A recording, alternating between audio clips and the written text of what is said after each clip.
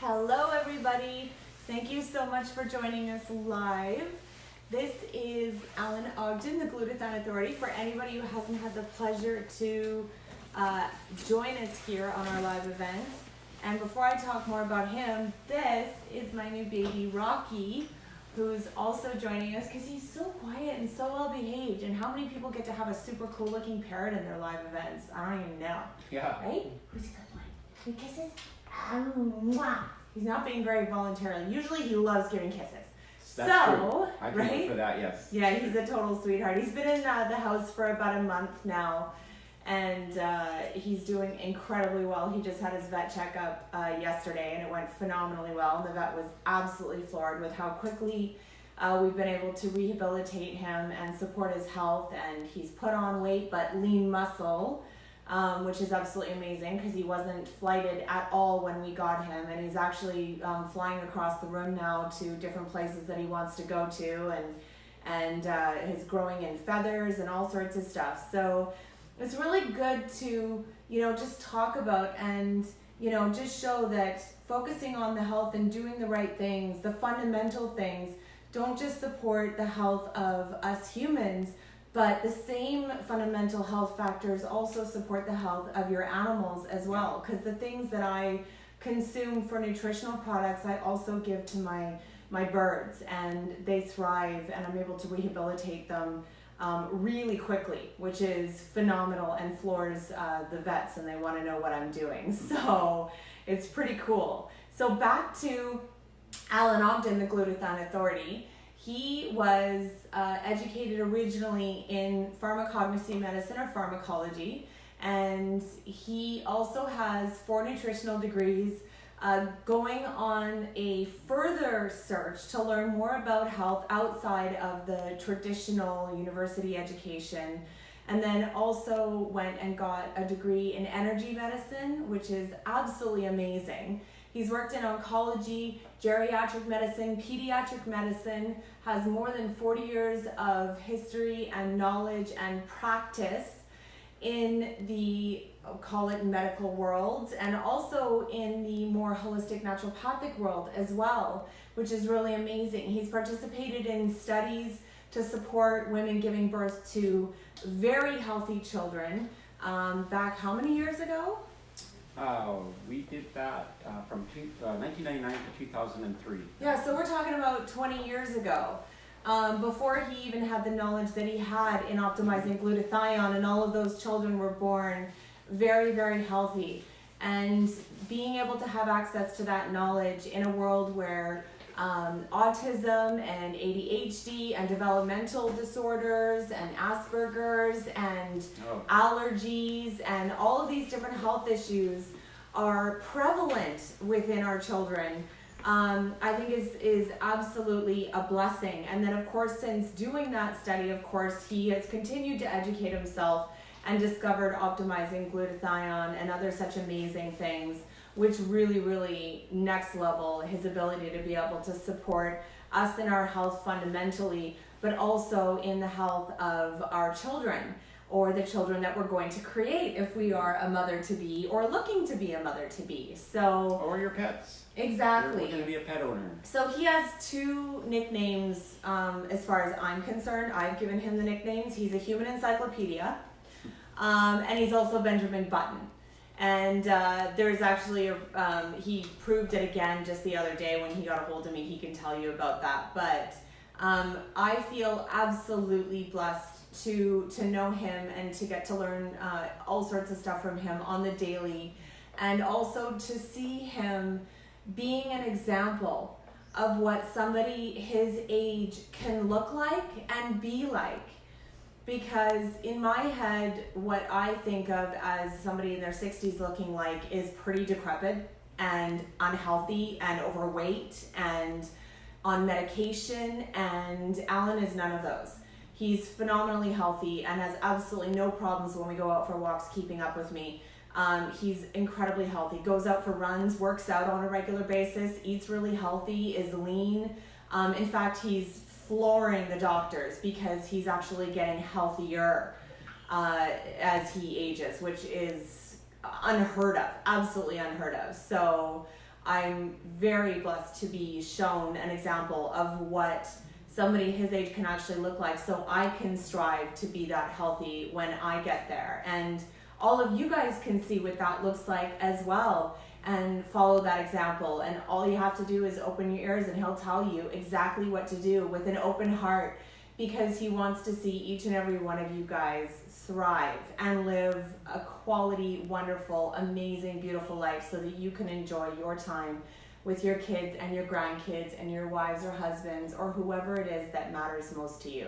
So thank you so much for joining us, Alan. Well, thank you. Thanks for having me here. And as always, it's a pleasure to be here and to have Harmony. It's a great comfort to me to have somebody that knows social media, knows how to take these videos and make them into YouTube videos. So we do have a YouTube channel. And when I first met Harmony, she wasn't able to do any of this. And we met through, well, tragedy, her tragedy, car accident. Her son's actually our cameraman tonight, and her son was not living with her at the time because she wasn't capable of taking care of him because of the concussion. And so I got her taking collagen protein, which really helped, and we got her on taking glutathione, and boom, all of a sudden this amazing person showed up who's taken pranic healing, emotion code, body code, clinical hypnotherapies, written her own program. She'll soon be a published author, and just a phenomenal change in her and the people around her. So remember, when you take care of your health, how many other people that influences? She was talking about my doctor's appointment the other day. So I got these new glasses. It's just a year ago in February, and I got new glasses, and I got transition lenses. And I've never had transition lenses before, but I just thought, well, the convenience of having sunglasses when I go outside and so on would be nice. Anyway, they started to really bother me, and I just thought, well, it's just these transition lenses. I'm really not, I'm not, even in light like this, there'll still be a little shadow on the lens. And so I just thought it's something that bothered me. So I went back and had my eyes tested to discover that my eyes have changed and my prescription has actually changed. So these glasses that I'm wearing now are the glasses that I wore before my last, before I got the transition lenses. And they're actually they're a little bit too strong for me, but the doctor doesn't want to change it just yet. He wants to give it like another 6 months or so, because he's like, I've never seen this happen before. I've never seen somebody's eyes actually get healthier. And he knows that I'm actually doing a glutathione wash on my eyes. So he's really interested in how this all plays out. So he didn't want to, he says, I don't want you to spend another, whatever it was, $1,000 or whatever on a pair of glasses, because, in 6 months, like your eyes are going to be better. And so he's pretty excited. I'm pretty excited too about that, because it is really unique. And like Harmony was saying, our picture, and I think the picture that most of us have in our mind of somebody who's in their 60s, 70s, etc., is somebody whose mobility goes down, their activity goes down, their communication skills go down, and that's what we're all used to. And then we see that on TV, we see that in advertising, we see that everywhere. And certainly in my life, I want to be a person that would break that mold and let people know that age really is not the determinant of your health. I used to tell people, your age and your health are unrelated. You can be very sick at a very young age, and you can be very healthy at what we could consider an older age. It's really, the two are not connected. And so I wanted to be one that would, in my family, certainly break the connection. So I come from a family where arthritis was very common, cardiovascular disease very common. I have a cousin who had brain surgery due to cardiovascular, actually it was his cardiovascular disease that caused a cyst on his brain, and just all sorts of challenges and problems. I've had cousins that have died young in their 50s, and so I wanted to break that pattern, and I'm just really happy with where I'm at. I'm going to be 67 next month, actually almost a month from, it'll be a month tomorrow. I'm going to be 67, and I'm very excited for that because I'm able to live out this desire, able to see that come true, that I can change things about me that other people are just allowing themselves to, or they're just accepting, that's what it's going to be like, and I'll just get thicker glasses or more this or more that. So it is a pleasure, and it's really great hanging around with somebody who is young and vibrant and has that aspiration too of changing the paradigm for the people of her age. Generally speaking, the people in 40s, they're at the peak of their career. Their body starts to, they start not to take care of their body like they used to because life is busy, so on and so forth, and pretty soon it shows up in their health. So I'm really proud of Harmony, as busy as she is, doing all the things that she's doing. She's still very conscientious about her health, working out. Often in the morning when I will text her, it'll be like, oh, I'm already working out. And so that's really inspiring. Thanks for doing that too. It's really cool. I get people on the regular being absolutely floored that I am 40 years old. I just went to the motorcycle show in Vancouver, and it was, or I should say in Abbotsford, at the Tradex. And when I was talking to people there, obviously when you're getting to know people, and you start talking about your kids or whatever, and they're like, oh, well, how old's your kid? And I'm like, oh, 20. And then immediately they're like, that's not possible. And so of course they want to know how old I am, and it's my favorite game. And so I end up obviously leading to telling them that I'm 40 years old. And when they find out how old I am, they're absolutely floored and can't believe that I could be 40 years old. And one girl that I was actually talking to, she was like, I swear, I thought you were about 27 years old. Like, there's just no way. And for people to be guessing me like 13, 14 years younger than I actually am is cool. Absolutely amazing. People want to know on the regular what my secrets are. And I'm not going to lie, there's a lot of them. And maybe one day we'll just do a straight up live event and we can talk about Fountain of Youth secrets, because I definitely have a bunch up my sleeve, which I don't have today. But it is absolutely amazing. And it's really funny because just the other day when we were talking to somebody who was in his 50s, he was making a comment about how Alan doesn't have gray hair and he doesn't understand why. Well, he got educated as to why.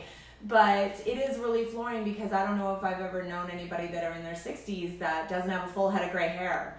So, we're absolutely both completely defying age and, what people at our age should look like and what our mobility should be like. And I'm really, really excited to see at 40 years old what's going to happen as I continue to be on the planet and the planet goes around the sun and my aging isn't really happening the way that the world dictates. Because generally in your 40s, your eyes start to go and you have to, start holding things out further, and all of a sudden you're wanting to wear reading glasses and everything like that. So I know that that's up and coming. I'm going through a hormonal dip, so things are supposed to start to change, and I'm supposed to start to put weight in my midsection.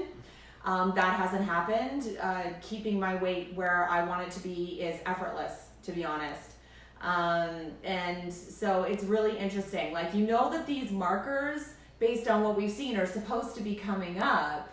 So it'll be really interesting to see what's going on. And then for Alan, it's been this whole other journey of, because he started optimizing his glutathione a little bit later, he's aging backwards, which is flooring everybody, because they're like, I just don't even know how it's possible that your health could be getting better when science is dictating that your body should actually be deteriorating. It's true. So, and I would have likely been on the same course as everybody else had I not discovered glutathione and optimizing glutathione. And I wish the whole world would discover and optimize their glutathione. It would change things dramatically.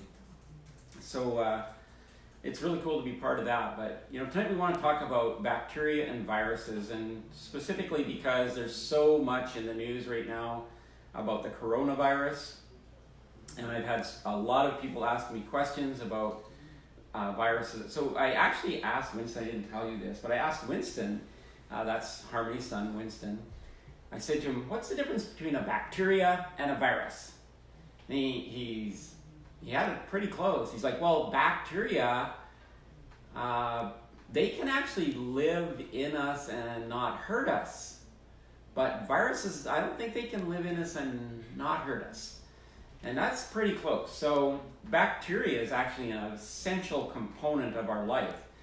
Yes, there are bacteria that can be harmful when they colonize and they begin to expand faster than they should, and we get what's called an infection, a bacterial infection. So in our sinuses or in our lungs, bacterial infection, a pneumonia, or our bladder or someplace like that. So bacteria can certainly get out of hand, but 90% of our genetic code is actually held within the bacteria that we have in our bodies. So it's an integral part of our life that we have a very, very good what's called microbiome. In other words, if you think about our intestinal tract, it's a tube. There's a hole at both ends, and we put food in, and then we hope that somehow that food gets into us through the intestinal tract. But that is actually a tube, and that tube holds our microbiome. And that microbiome can weigh anywhere from 2 to 7 pounds, depending on our age, our size, etc., etc. It can be, so that can be a large part of our total body weight is our microbiome. And our microbiome is the bacteria that our body needs to get the nutrition to us that our body needs. So it helps break down food, it helps to trigger enzymatic reactions, it does a lot of things for us. So the microbiome is very important. So we can live with bacteria, and we do live with bacteria. As a matter of fact, we can't live without bacteria. And I'm sure that Harmony can tell you about how essential bacteria is for your skin as an esthetician, and really how much bacteria there is on your skin that you really don't think about every day. We worry about the ones that could do us harm, but there's bacteria there for a lot of reasons in our skin, right? It actually reminds me of the jellyfish who live in really shallow ponds. We were at this lecture years ago, and there was this amazing scientist who was educating about bacteria, because they've been researching bacteria and how they actually communicate, and how 99%, was it 98? A very large percentage of us is bacteria. But these particular jellyfish actually have bacteria that live on the underside of them. Because the water pools that they live in are so shallow, the bacteria actually communicate. So during the day, they don't cast a shadow on the ground below them, and they actually create a luminescence, so they don't cast a shadow at all. So prey animals can't see them because they can't see the shadow that's being cast. And they will actually shed off, and then they'll grow again. And they know when the animal is actually casting a shadow to create the luminescence to protect the animal. How does that work? Isn't that cool? It's absolutely miraculous. There is a lot of bacteria that is in our body that is actually protecting us and supporting us and communicating. And this whole system that happens, the proteins that are utilized in the communication, the giving and receiving, that bacteria is able to utilize, and each one has its own language, which is absolutely phenomenal. And they know when to be dormant, they know when to activate based on how many there are of them. They actually know how to communicate with each other to basically roll call to find out how many there are. It's this whole incredible system. We rely on bacteria to really live, and that's why this whole movement of antibacterial stuff and constantly cleaning our hands and being, getting rid of as much bacteria as humanly possible is actually to our detriment as opposed to the other way around. So it's important to look after your health and to minimize bacteria, but at the same time, just like the bacteria that's on the bottom side of the jellyfish protecting it, we also have bacteria that's inside of us and on us that's communicating to actually protect our life as well. I think it's interesting because in 2009 is when H1N1 came out. H1N1 was one of the very first viruses that crossed over. Avian flu was a bit of a concern in Asian countries, but really, as far as North America as a continent is concerned, H1N1 was the very first virus that came from pigs and got into humans and caused all sorts of challenges. And you might remember back in 2009 when Mexico literally came to a total economic stop. You couldn't park a cruise ship there, you couldn't fly there, nobody could fly out of there. It literally came to an economic stop. And one of the things that was interesting to me is everybody started the Purell, the hand sanitizing, religiously. It's hand sanitizing. He had it everywhere, and you couldn't walk into a building without a little pump on the wall, and everywhere. It was just everywhere. Schools, everywhere you could. And then we started that, and everybody was very determined, we're going to get rid of these things. We were trying to kill viruses, but actually we ended up killing a lot of bacteria. And just shortly after that, in 2012, SARS came out, the next dramatic viral infection. So we had H1N1, which was a virus, and we attacked the bacteria, trying to attack the viruses, but we essentially, so how we did that is viruses can't live without a host. They can remain dormant without a host, so they can remain dormant for inordinate amounts of time, but they can't replicate without a host. So bacteria can become a host for a virus, and so the idea is, well, if we get rid of the bacteria, we'll get rid of any of the viruses as well. But we found out very quickly, very, very suddenly and dramatically, that by trying to get rid of all the bacteria in our life, we were actually damaging ourselves, because it was affecting our microbiome in our body. And still to this day, I see people copiously using Purell, and I wonder if they know, you can't, if you're putting that alcohol on your skin multiple times a day, and I know there's people at work that have to do this and so on, but it does have an ultimate effect on your microbiome as well.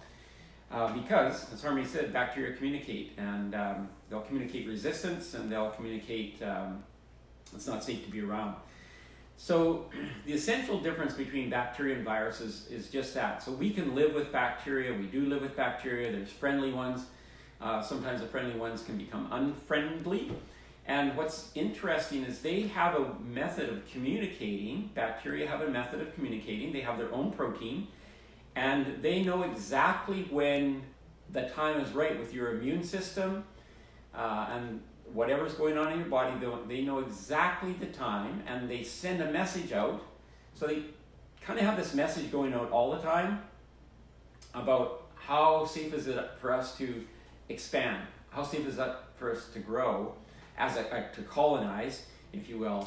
And so they're constantly sending that message out. And as long as our microbiome is in balance and our immune system is, functioning correctly, then those proteins, there's never enough messages going out, there's never enough tweets going out, if you will, to tell them to colonize. As soon as our immune system becomes compromised, a tweet goes out and they go, this is a great time. And those bacteria will just suddenly start to colonize, and that's when we get an infection, whether it's an ear infection, an eye infection, lung infection, throat infection, whatever it is. We often think, well, we picked it up from somebody. Yeah, that's true, we did at some point. We pick it up all the time, but it just happens when our immune system is a little bit compromised, or our life is a little bit stressful, which compromises our immune system, that we come in contact with a bacteria and boom, we get the result of that. And we created a whole class of drugs for that called antibiotics. I said that viruses needed a host. They need something living. So they're really parasites. Viruses are actually parasites. They're little bits of code. We talk about getting a virus in our computer, and we know that it can interrupt the communication system of our computer because it gets right into the programming. And so it is with viruses in our body. A virus literally gets into our DNA or our membrane, or a protein. It gets in somewhere, it lodges there, and then it uses that as its host, and it begins to expand from there. And that's one of the reasons why we haven't created a lot of very successful antiviral drugs, is because it uses our own DNA. So bacteria aren't using our DNA, they're using their own DNA. Viruses are using our DNA. So to combat a virus, it's a very tricky situation to actually get something that will kill a virus without killing the host. And so we have this coronavirus going around right now, and if you listen to the people talking about it, they're talking about how you just support people through fluids and comfort and so on, because there is no treatment. And they're at least a year or more away from it having any kind of vaccine. For the people that are interested, there will be a vaccine at some point for that. Somebody will see that opportunity and create a vaccine.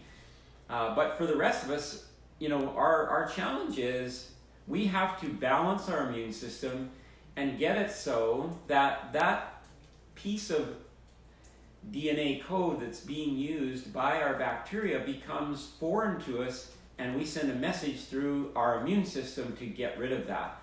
And so ultimately it's our immune system that we have to trigger in order to get rid of that particular virus. Now, the really good news is in 2018, research started to come out about optimizing glutathione with amino acids. And I think I've talked about this before, but it bears saying again. It does not happen with exogenous glutathione. It happens with amino acids. The amino acids balance your immune system. So when you take glutathione, you're not balancing your immune system. You're actually, it's like, there's my immune system there, and I'm just going to throw more water in there, so now I think I have this much immune system. So I haven't really balanced it out. So let's say our immune system is like that, and I just put more water in there, it's still unbalanced. Or if you think of your immune system as being a teeter-totter, and your teeter-totter, you've all been on a teeter-totter, somebody's kept you in the air and frightened you and whatever. And that's what happens to our immune system. Our immune system gets tipped out of whack, and we get some symptoms out of that. And so what we want to do is we want to balance that back out. And when we take the amino acids, it feeds our immune system in such a way that it can actually balance our immune system out. It triggers something called an NRF2 reaction, NRF2 reaction, which is an all hands on deck reaction in our body that will then generate the killer T cells and the other cells that we need, lymphocytes, leukocytes, etc., to go out and get rid of these cells. Yes, they have some of our own DNA, but our body will recognize them as being invader cells and can get rid of them. So is that too complicated? No. Okay, cool. I don't want to get too complicated. I want people to really understand this whole idea. So we now have a coronavirus. It's sweeping the world. It's going to sweep the world. We haven't even begun to see the peak of coronavirus infection yet. That's what all the authorities are saying. I had an appointment about it this morning, and that's what they're saying. It's got such a latent time, so it can be in a host cell for up to 2 weeks. That host cell is actually infectious. In other words, I can give you the coronavirus. I'm not sick yet, so I don't know I have it. Meanwhile, I can be spreading the virus around without knowing that I'm sick. So I can infect a lot of people. And that's why in China, they're quarantined cities. They're trying to keep people out, not letting people fly in. My brother and his wife were going back to China to do some business. Their flight they were actually canceled. They're both high risk because she's a cancer survivor, and he's had some other challenges with diabetes. They're high risk people, and they were not allowed to fly to where they wanted to go in China. It's a high risk area right now for the coronavirus. So there's significant differences in the struggle. So we didn't have too much challenge. We discovered penicillin, which of course was mold, was a natural thing, and then we needed so much of it, we began to make it chemically. We don't get it from the mold any longer. And then literally every other antibiotic is kind of a derivative, some kind of derivative of that family. And then, we looked at the genetics of gram-negative and gram-positive bacteria, and we made some adjustments to the antibiotics based on that. So some are more effective for gram-negative, some for gram-positive. But they really sort of come from the same family, if you will, of idea about drugs. And they're literally made, if you think about an antibiotic really, antibody, so it's against the body, so it comes in and it recognizes that particular bacteria, it attaches to it, and it causes it to apoptose. In other words, the drug attaches to this bacteria, the bacteria goes to regenerate itself, to expand and grow, and instead it blows itself apart and dies. And that's really what an antibiotic does. That's what it's there for, is to actually cause the bacteria to do itself in, apoptose, out of existence. When we try to do that with viruses, because they're attached to our DNA code, they're very quick. Now, bacteria are also very quick to regenerate and create resistance, but viruses are extremely quick to adapt to their environment. So they don't want to leave their host. Once they found a place to live, they really don't want to leave that host. So when we start to give drugs to the viruses, we have some antivirals, and we're able to keep some things under control with antivirals. Some of you people will know that. Acyclovir is the most popular antiviral right now. And so some herpes viruses you can keep under control with that. But the challenge with doing that is those viruses become very, very adept at adjusting to whatever it is you're doing, because they don't want to leave the host, and they want to stay there, and they want to continue to replicate. So they're very, very difficult to get rid of. The challenge with the current viruses that are out there, they're cross-species viruses. So in other words, as I understand the coronavirus, we really don't know where it came from, because the area where it came from has been all cleaned, but it could have come from a snake. And so that was the original host, and then somehow it crossed species, came into the humans, and that presents its own challenge. So when you have a cross species, you've introduced a whole bunch of new DNA into a person, and we don't ultimately know the end of that chain of reactions as well. So really, really interesting what's going on in the world right now. I don't think we've seen the last of viruses. I think we're just getting into where we start to understand them. But what I want you to understand is that optimizing your immune system using amino acids right now has been clinically proven to take out part of the host, inactivate part of the host that the virus needs to replicate. Does that make sense? Yeah. Okay, so you can barge in if I'm getting too sciencey or whatever. I have a question when you're ready. Okay, so we use these viruses, so Zika virus, coronavirus, H1N1 retrovirus, they all use zinc. They all require zinc as a trigger mechanism for them to replicate in our body. And if you optimize glutathione using amino acids, it will actually prevent the linkage of zinc to the virus, and hence the virus cannot replicate inside of you. That sounds phenomenally simple to me. It's phenomenally simple, and only nature would invent that phenomenally simple process, right? Yeah, yeah, only absolutely. nature would do that. So. This is actually a perfect segue for the question, if you're ready. Mm-hmm. Okay, perfect. So Rebecca Levy was asking, what is the best way to help a 2-year-old and 4-year-old, two 4-year-olds balance their immune systems? So obviously we're adults, and we have a similar but stronger system than a child would. So it would stand to reason that we would be a little more protective and think that there might be a different way to go about doing things. So what do you do for a child? Well, that's the really cool thing about using amino acids. So you give them the amino acids. That's one of the reasons why I was in on the formulation of immunity. I wanted something for children that was safe for children. And you can give that to a child who's 1 year old, 2 years old. It's safe for kids. It's got the right amount of amino acids in there for children. Also works in adults as a maintenance dose. And so our body is genetically programmed to use the amino acids and optimize our immune system.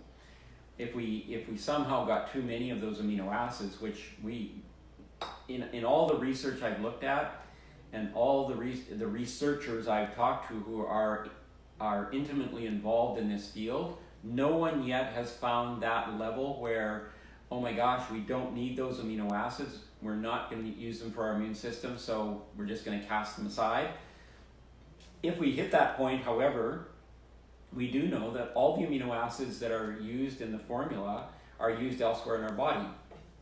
And our body controls the levels of them very finely, particularly the amino acid cysteine. And if we don't need it, we don't store amino acids in our body. That's one thing we don't do, is store amino acids, and they get excreted. Either get used or they get excreted. So there really is no chance of overdosing a child on the immune product. If you give them a package a day or whatever, you won't overdose them.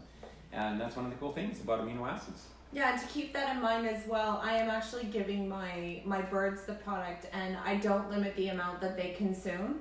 I give them access to it, and I allow them to decide how much it is that they want to take. And sometimes they have a few bites, and sometimes they'll be eating it for like 5 minutes. So it just depends on what their bodies are dictating to them that they want. So, and I also have experimented with using it as a fertilizer for my plants as well. So you wouldn't believe how many different uses there are for it, because every living thing on the planet actually has glutathione and needs it to be optimized. So you can absolutely give it to the kids. In fact, the collagen protein is very much the same way too. Once the kids actually discover how phenomenally delicious these are, they treat them like candy, and you have to hide them because they'll try to have them all, right? Yeah. And I absolutely have heard of stories of dogs that will hear the package open and come running. And if I open these, even just bring it out of the bag, I have a little lovebird that's, probably about this big, and I don't have him with me because he can be noisy. But as soon as I take one of them out of the bag, he's ripping into the wrapper to get to the candy. And so I have to somehow keep him separate from it in order for me to be able to get the wrapper off of it so he doesn't shred it. And then I put it down and I let him eat the collagen protein candy until he decides that he's done, and then I get to have it. So you wouldn't believe how wonderful these products can be for your animals. And I don't know if Rebecca Levy is aware of the case study that was done with autism, because that would be something to know for children. Yeah, so we did a case study back in 2017, 53 autistic children. They were from multiple ages, literally from infancy so that was, at diagnosis in infancy, right up until late 20s. And in every instance, we certainly never had any challenges with overdosing. We changed the formula somewhat because they have other sensitivities, so we altered the formula so that it has methylfolate in it and a few other things to make it better for children that are compromised. But every child that took it had a positive result. So the people who literally took their ATAC scores and filled them out reported that all 10 markers in the ATAC score were moved in a positive direction. And there's no drug on the market that will do that. There's nothing else on the market. And the reason for that is it's your immune system, and your immune system is in control of over 250 functions in your body. So it stands to reason that in those 250 functions, you're going to see cognitive benefits, behavioral changes, vision sensitivities. All these things have the potential to change because glutathione does so many things in your body. Harmony has a great visual for Mr. Glutathione. You can tell it. It's a cool visual. Yeah, so I like to think of him as Mr. Glutathione, and essentially when you think about your house has a breaker board. And if you turn any of the switches off, or they just accidentally switch off because they get overloaded, which breaker boards generally tend to do, you would go downstairs and you would turn the switches back on. Now, of course, when it comes to our body, we also have a breaker board, but we can't just go in and turn the switches back on. But we actually have a little guy that's in there controlling and watching that breaker board, and that's Mr. Glutathione. And he needs to eat just like we do. So he needs to be fed on the daily, just like we eat food and we drink our water and everything. And essentially what Mr. Glutathione eats is amino acids, a particular blend of amino acids and one mineral. And that combination gives him everything that he needs to stay awake and to be watching that breaker board to make sure that everything is on. Now, if he doesn't get fed, he's gonna go and have a nap in the corner, and that's when the switches start to flick off. And so if we have any health issues whatsoever, that's an indicator that he's sleeping in the corner. Yeah, it's true, it's true. Yeah, there's 144 diseases right now that have one thing in common, and that's low glutathione. I'm going to just go out on a limb and say that any disease, any chronic ailment that anybody's suffering from, they're going to have low glutathione. Yeah. Glutathione is so integral to life. As a matter of fact, when they discovered glutathione, they said it was coincident with life. Not just integral to life, it was coincident with life. In other words, you can't have life without glutathione. If we lose our glutathione, I think two of the signs of aging to me, when we look at people, we talk about those 60s and 70-year-olds we were talking about at the start of the show, and we look at the lack of mobility, we look at the reduced cognitive function, etc. Well, there's two sets of amino acids involved in those processes. One is the lack of production of collagen, which that affects mobility, and then the lack of the function of glutathione, which affects cognition, it affects your nervous system, it affects so many other things in your body. So, two of the interesting things about aging is the lack of collagen and the lack of glutathione. And as a matter of fact, it's so accepted in the research community, not so much in the medical community. It'll take another generation to get out into the medical community, or a miracle. We're hoping for a miracle, but it takes time. It takes on average 17 to 27 years to actually get a new idea adapted in the medical community. You wonder why change is so slow. Yeah. So here, I'm kind of a little. This is something I learned in microbiology from my microbiology prof. So we use microbiome. We use those bugs because they have this short half-life and predictable. We could follow them really easy, and in days or weeks we can go through a whole lifespan. And so he likened it to this. So we look at that microcosm and wow, that's their lifespan. And in that lifespan, very little changes, very little changes in that lifespan. And he kind of likened that to us going to university. So he said, your guys are going to come to university, you're going to learn things, you're young, they're going to go into your brain, you're going to go practice, and you're going to prove those things. So you're going to think those are the only things. That's why it takes a long time for change to happen, because you have a generation that's educated in one way. They go out and they're going to prove those things that they learned. And when they prove them, then it's very difficult for them to change their idea about those things. So it's very difficult for us to get changes in the way people are taken care of without something traumatic or dramatic happening. Because people get really set in their ways. Yeah, absolutely. That's the one reason why in the universities, all the research that's being done is actually being done by young people that are very fluid in their thought process, because they're thinking outside of the box, because they haven't been truly in all reality heavily programmed yet. The older we get, the more we become set in our ways.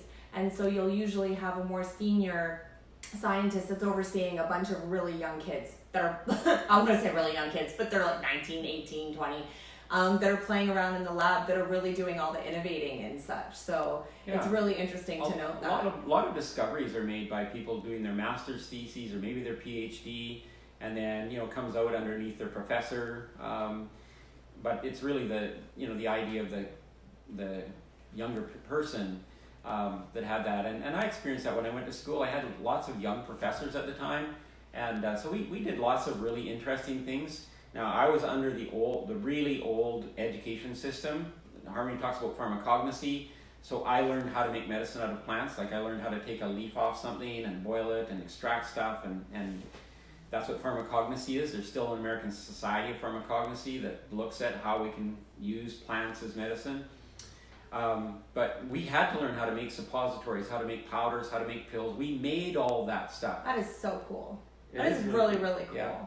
Because that knowledge, really in modern day society, is so lost. It's not even taught nowadays. They teach compounding pharmacy, but compounding pharmacy is literally, how do I take a drug and make it into a different delivery system? It's not how do I take a plant or how do I take something natural and make it into a delivery system. And that's what we were doing, is how could we take plants and make them into something that you could consume and your body could utilize.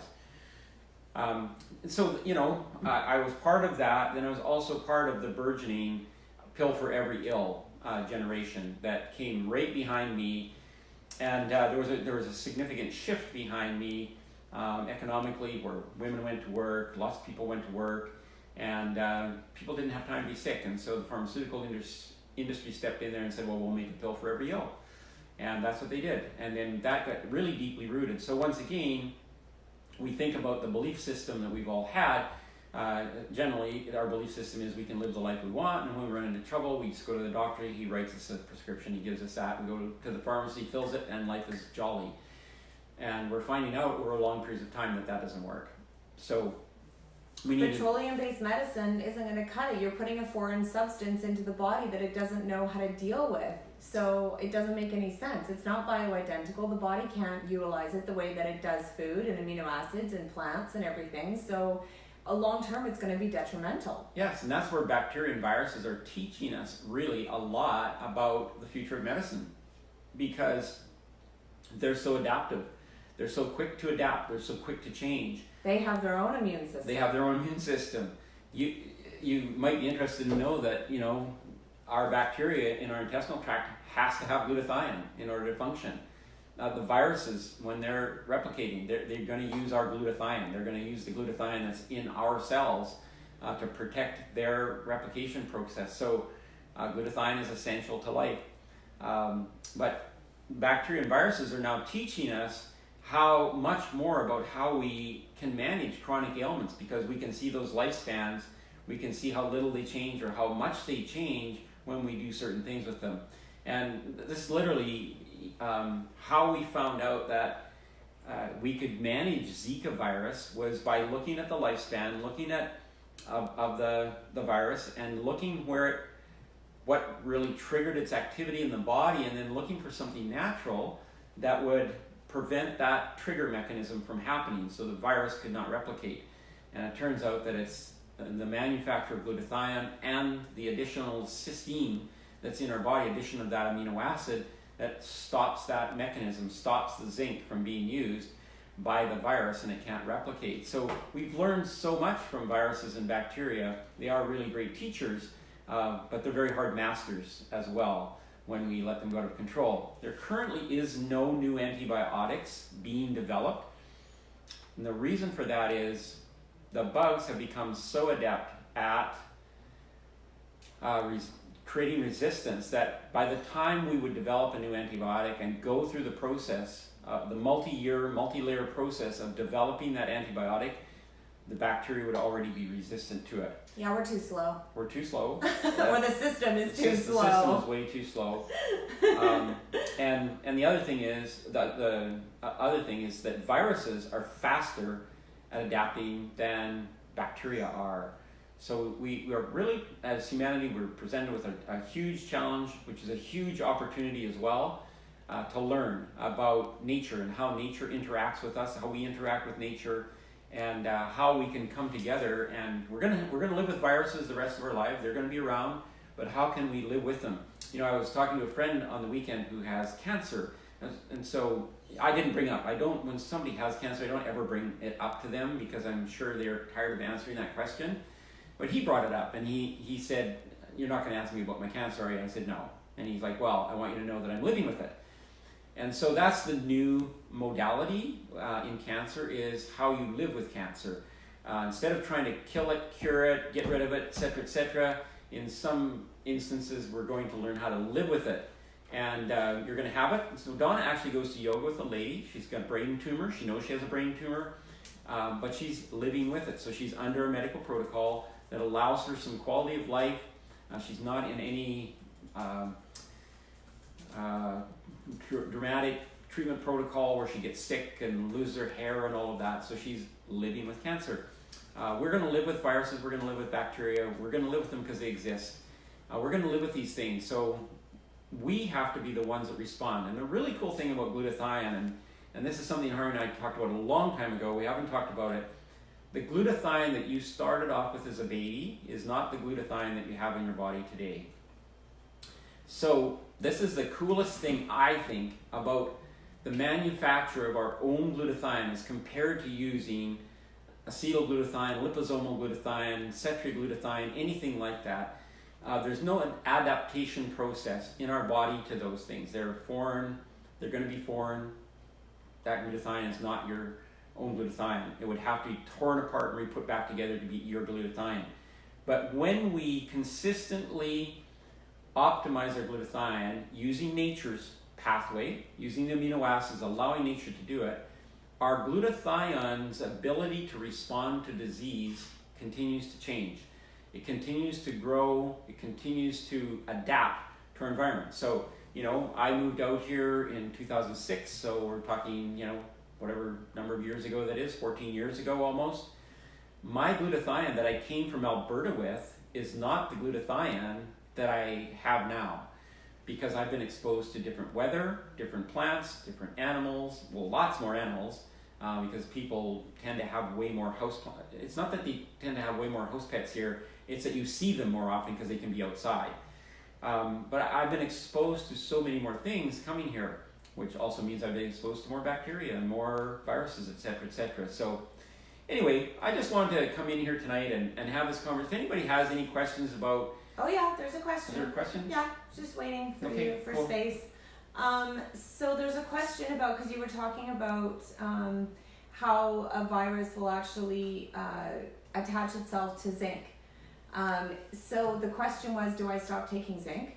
No, see that's the challenge. We need zinc. Men in particular need zinc for our prostate gland. Women need zinc. We need zinc for many functions in our body. So we can't do without zinc. So we can't eliminate zinc. And as a matter of fact, there is you might remember years ago there was zinc tablets for colds and flu. Yeah. They were very, very popular. And the reason for that was zinc.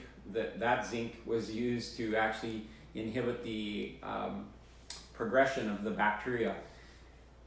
So no, that's one of the challenges. It uses what we have in our body and that we need to live. It gets in there and uses that. So we can't do without zinc. Lots of things would happen.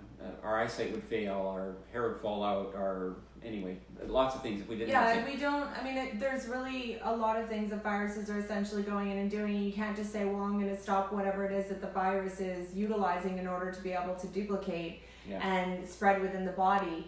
But we do know that optimizing glutathione really supports inhibiting the virus being able to do what it needs to do. Yeah. So really, in all reality, what you want to focus on is, what is it that I need to do to optimize the Army and the Navy and the Air Force and all of that? And really, when it comes to it, it is literally just as simple as optimize your glutathione.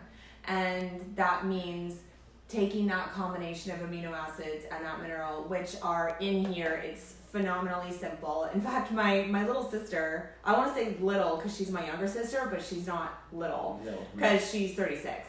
But what's really amazing about it was she was telling me, because she has an apparatus in her mouth and it's on the inside of her mouth to realign her teeth and the alignment of her mouth, and it comes from something that happened to her when she was younger on the playground. She actually went and bought, she has a really hard time swallowing pills. And I just found out this recently. I've known her for 36 years now. I didn't know she had a problem with pills. So she went and bought gummy vitamins. And I am not going to support the purchasing of gummies. Of course, I found out after the fact. But then she realized when she went to go eat one of those gummy vitamins that she couldn't because of the apparatus in her mouth. And I told her, I'm like, there's a simple solution for that. And she was like, oh, what's that? I'm like, powder. You know that we support a vitamin product that is literally just powder that you put in water and drink. You don't have to worry about chewing anything. You don't have to worry about getting a horse pill down your throat or any of that. And not to mention the fact that it tastes like Kool-Aid. It is absolutely miraculous. I actually took a product that was a nanoglutathione, and it's a liquid. First of all, it looks like a substance that comes out of a male. I'm not going to be specific, but it's cream colored, okay? And it tastes gross. And they want you to put it under your tongue, and you look at it and you're like, okay. And then you put it under your tongue and you're supposed to let it sit there for up to 90 seconds and then swallow it. Now, it's not that bad when it's under your tongue, but the second you swallow it, you taste it and you're like, oh. So yeah, glutathione is very... It is difficult to consume. And the thing is, and we talked about this last week, is there's claims that it's optimizing glutathione, or sorry, not optimizing, increasing glutathione up to 800%. First of all, what? Yeah, that's a... Second of all, if you're doing that, there's going to be potential counter effects that are not going to be positive within the body. And really, in all reality, all you have to do is drink this Kool-Aid water. And it has the exact ratio of what it is that Mr. Glutathione needs to eat. Yeah. And the second he gets it, he's up and running. Like, it is instantaneous. Alan experienced it himself, taking it, and how quickly it was, and the rush that he felt within his own body when he consumed it. And we actually had a lovely lady that she was doing glutathione by IV once a week. She had extreme adrenal fatigue to the point where her doctors didn't even know how she was functioning. They wanted to hospitalize her. It was so bad.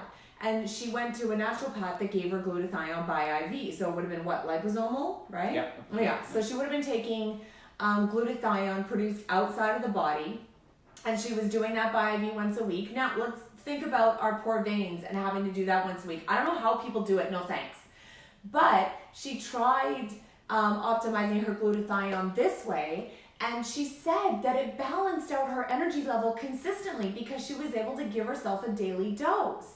And it made such a big difference. She's like, oh, I don't have to wait a whole week. She's like, I'm able to get it every day. And it actually started to bring up her energy levels again. Whereas before, she was doing this. She was down really low, and then she would take it and she'd go up a bit, and then she would drop again, right? And that reaction is actually only temporary because, like Alan was mentioning last week, the reaction that you get, which is minimal because you're only getting 10% conversion because the body has to tear it apart, then try to put it back together, is temporary because the body doesn't know what to do with it and will eventually reject it. Whereas what is beautiful about giving the Mr. Glutathione the food that he needs is he just instantaneously eats it and gets to work. And there's no rejection. He eats 100% of it and optimizes his own energy levels and does what he needs to do within the body. There are literally no barriers to entry. There's no counter effects. There's no contraindications. There's none of that, because the thing that a lot of people don't realize is it's not a drug. It's not a medication. It's literally just what the body needs in order to be able to create its own individual glutathione. So you know how Alan was talking about how the glutathione that you had when you were a little kid is not as the same as the glutathione that you have now? Well, here's a different factor. Alan's glutathione is not the same as Harmony's glutathione. Right. It's not the same as your glutathione. Each and every one of us has our own individual glutathione, just like Rocky. He'll have his own glutathione as well. He's 21 years old, and I have no idea what exactly it is that he's been through, but each individual person, as they go through their life journey based on the environment they live in, the food that they're eating, the viruses and the bacteria and the different things that they're exposed to, glutathione within that individual person adapts.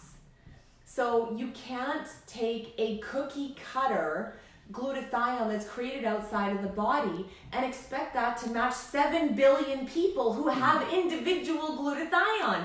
It makes absolutely no sense. Yeah, you can't, and you know, we tried, I mean, one of the things I did for years was actually try to get glutathione, and we would use radio frequency, and we try to get glutathione out of plants, and we would do that, but it's just, it's not conducive to long-term use. So just want to pick up on one point just in closing here that Harmony said about and if you just remember this, the best offense is always a good defense. And so, you know, our best defense or our best defense is a good offense, however you want to phrase it.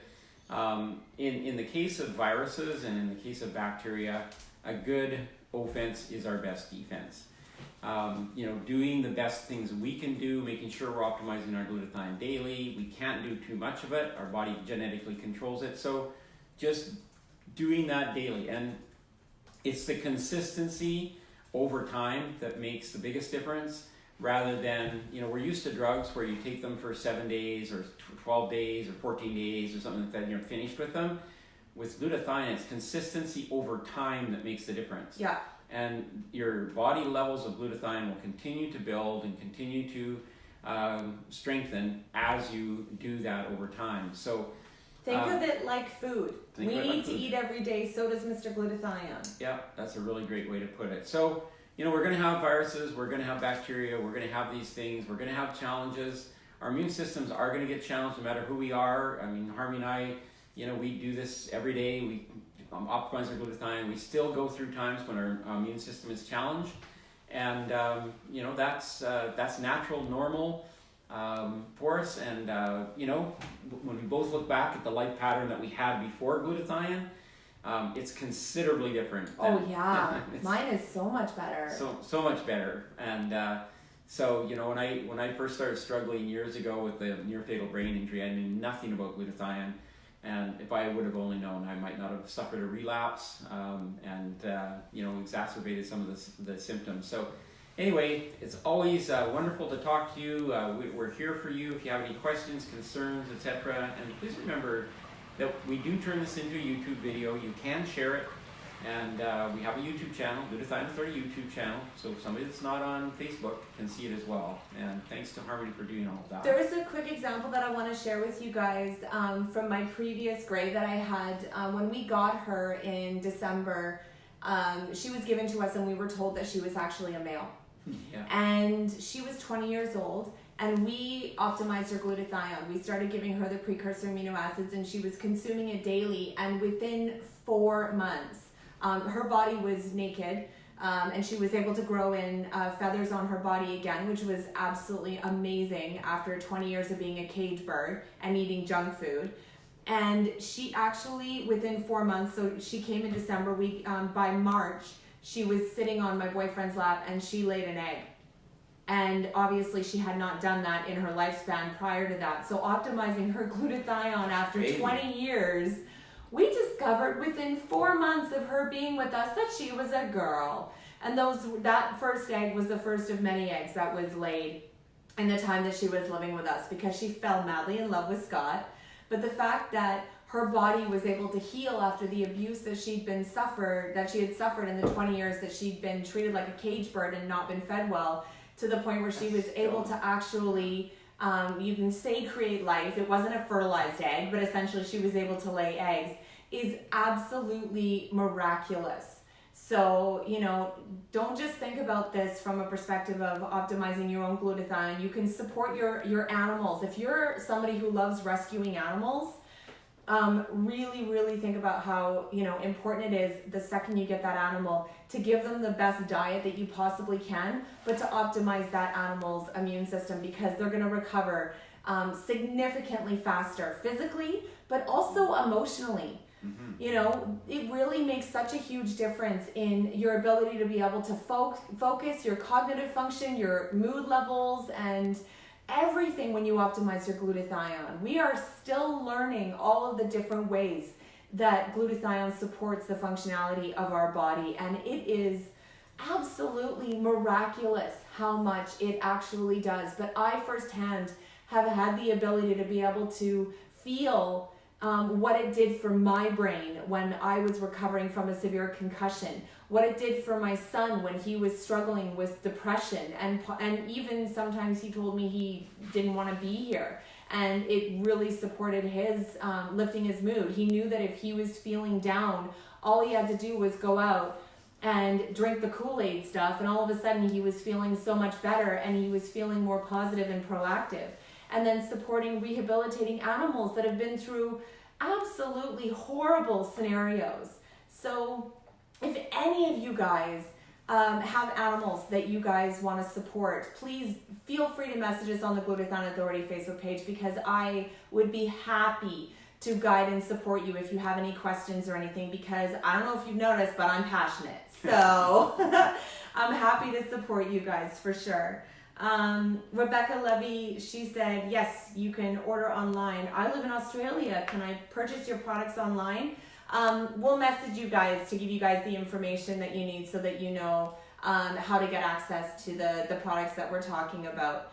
So we're here once a week on the Facebook page, same time. If you have anybody that, like Alan said, that isn't in the Facebook world, we are absolutely happy to support you guys by putting the videos on YouTube so that you can share it with people that are outside of that space. We're doing this every week, not because we're getting paid, guys. This is strictly because we're really passionate about educating as many people as we possibly can about the right way to optimize your glutathione, because it's obviously clear that the word glutathione is a thing that's becoming more known on this planet. What people really need to understand is the right way to go about it to support your body doing what it does best. It already works. It already knows how to do it. You just have to give it what it needs. So we'll see you guys again next week. Take care. Bye. Bye-bye.